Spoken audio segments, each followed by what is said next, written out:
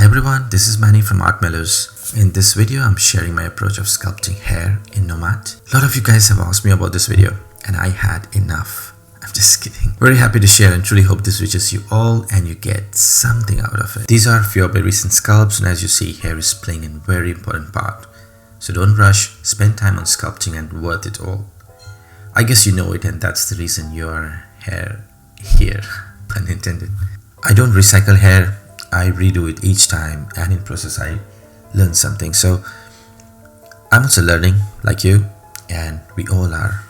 I remember when I started sculpting, it was very painful. Nothing worked or behaved the way I expected. I saw all this time lapse and people creating these beautiful things in no time, and it all seemed like butter. But when I gave a go, my sculpts ended up like a round, clumsy.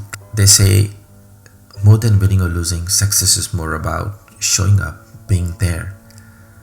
So this is all you'll have to do. You'll have to practice, you have to be consistent, be patient. And we all know that, with more practice, you will get better. I have started creating this video and I suck at it.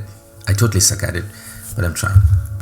Anyway, so coming back to the topic, if we put the texture of the hair aside, which is often misguiding part in the sculpting hair, then we're left with volume, which is the bulkiness, flow, which is the direction of hair, and how the gravity affects the hair. I said misguiding because texture often adds illusion of volume in hair. In other words, one may have less dense hair but may not appear so, and vice versa. Anyways, it should not bother you as a sculptor, since we have to imagine hair as a 3D form. We have to look for big chunks, shapes, and flow and sculpt them, just like these. There are two methods to sculpt hair, maybe more. So the first is to mask the area of your interest and then extract it with some good thickness. This can be further stretched and moved to make a hair form. Second is to use spear. Shape it in form of hair if you're doing top hair by further moving and dragging. I've also seen people using tubes to create hair. You can try that as well. So take a spear from your primitives and place it on your sculpt. Align it to head of your sculpt with the help of transform tool and move tool. Now this is important. Keep density of your mesh low. Default spear is good to start with. Low dense mesh is more responsive and has better control. High dense mesh has precise control, but the area of impact is small. So while using move tool and brush tool, you won't be able to make big movement if your mesh is too dense. My recommendation would be to work on the low density mesh, and when you get the right shape, you can increase the density by subdividing it or remeshing it. Start dragging the spear in directions you want by using move tool, and we'll try and get this shape just how we see in the reference picture here. You can use move tool as well as drag tool, but I think move tool gives better results. Now this is most important part, and I cannot emphasize it enough. And if you don't do this, you will 100% fail. So this is a tip like magician revealing the secret. Pay attention. An ideal 3D object is basically made up of 4 vertices. Better analogy is it's like a cloth material. The threads are uniform and closely knitted. When you pull the mesh, you pull the threads and cause a stretch and holes. This is no good, as you cannot sculpt on it. Longer the pull, more the stretches. So what you do is you remesh it by hitting voxel. Voxel is basically what they say in Nomad for remeshing.